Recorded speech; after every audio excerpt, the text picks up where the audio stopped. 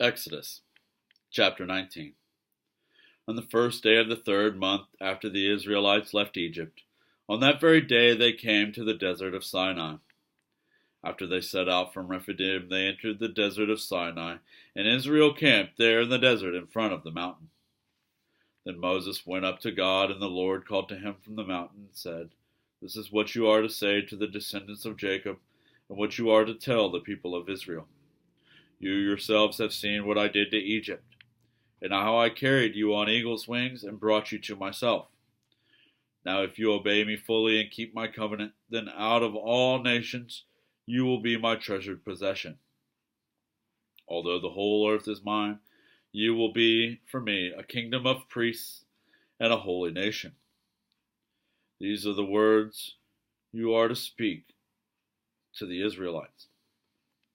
So Moses went back and summoned the elders of the people and set before them all the words the Lord had commanded him to speak.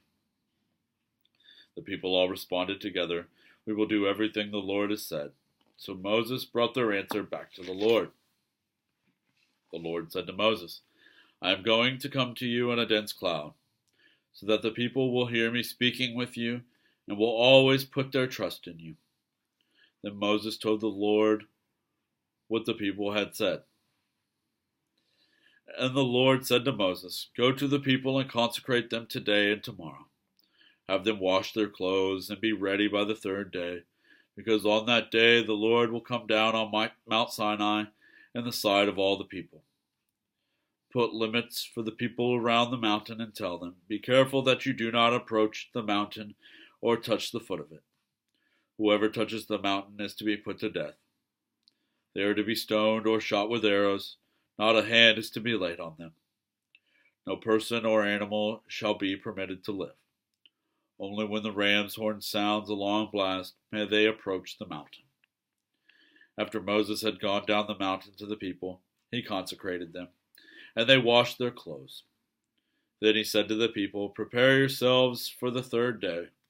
Abstain from sexual relations." On the morning of the third day, there was thunder and lightning, with a thick cloud over the mountain, and a very loud trumpet blast. Everyone in the camp trembled. Then Moses led the people out of the camp to meet with God, and they stood at the foot of the mountain. Mount Sinai was covered with smoke because the Lord descended on it in fire. The smoke billowed up from it like smoke from a furnace, and the whole mountain trembled violently. As the sound of the trumpet grew louder and louder, Moses spoke, and the voice of God answered him.